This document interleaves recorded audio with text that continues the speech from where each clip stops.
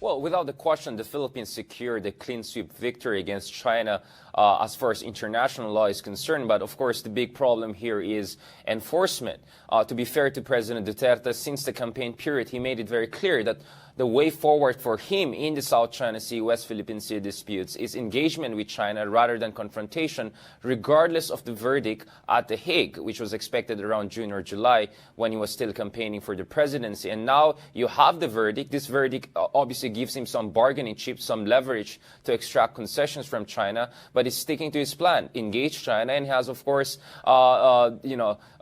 chosen former President Ramos to be his special envoy, and the 5-day meeting in Hong Kong seems to have been quite a success as far as an icebreaker attempt is concerned. And of course, Ramos is next expected to visit Beijing. Next month, President Duterte is expected to talk to Premier Li Keqiang of China. And who knows, perhaps Duterte will even choose China as his first major foreign state visit to not only break the ice, but come about concrete measures to resolve the deadlock in the South China Sea. And one of the things that a lot of experts are talking about is the possibility of a joint fisheries agreement within the Scarborough Shoal. Now, the thing is this. Per international law and per the Hague verdict, that is doable because the Hague verdict made it very clear that the Scarborough Shoal and the resources there, the status of sovereignty of Scarborough Shoal has not been resolved, and the resources there could not be the exclusive jurisdiction of a specific country because it's a traditional fishing ground for multiple countries. So Philippines and China can actually share the resources there as far as artisanal fishing is concerned. So this is one low-hanging fruit that the two countries can negotiate in order to break the deadlock. It's very clear for Duterte that what's important here is to manage the disputes in the South China Sea and make sure it does not undermine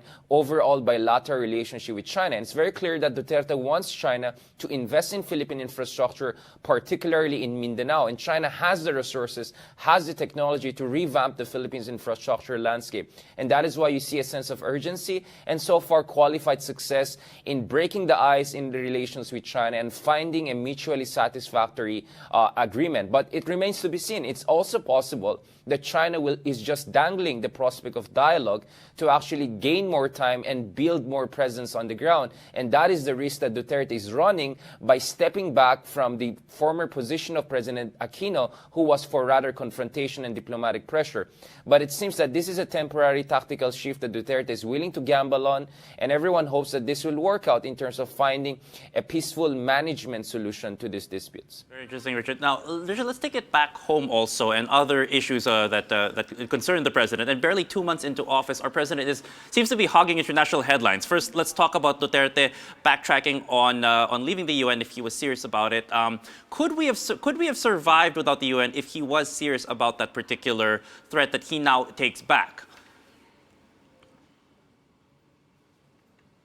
Well, there seems to be some gap between international coverage of the Philippines and public opinion in the Philippines. It seems that President Duterte is broadly popular in the Philippines. The last survey says he has a 91% approval rating. It's unlikely that will change despite criticism of uptick in terms of crackdown on fight against drugs. But internationally, he's getting a lot of flap and he's getting a lot of flack for his some of the times off-the-cuff offensive rhetoric.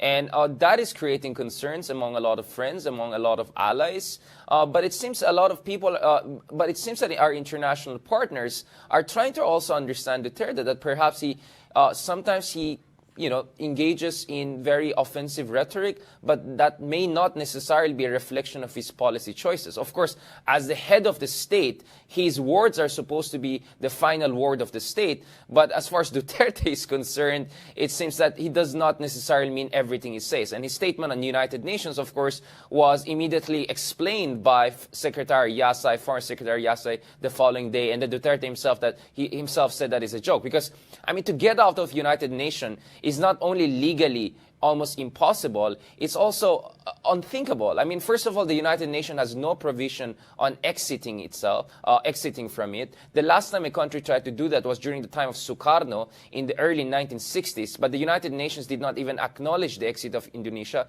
and eventually Indonesia returned the following year. So it's not doable, because if you get out of the United Nations, that means you're no longer a recognized state, and that will have repercussions for the economy. Just remember how the Brexit led to a 15% crash in the British pound. It's going to be worse for the Philippines if the Philippines gets out of not European Union in the case of Britain, but gets out of the United Nations system altogether. And remember, the Philippines invoked the United Nations Convention on the Law of the Sea to protect its interest in the South China Sea. Not to mention, UN raised up to $200 million during the Yolanda crisis, and Secretary General Ban Ki-moon was actually there in Tacloban expressing the support of United Nations. Get it off quite short, but yes, it seems that the bottom line is our international relations will never really be the same post Duterte's election.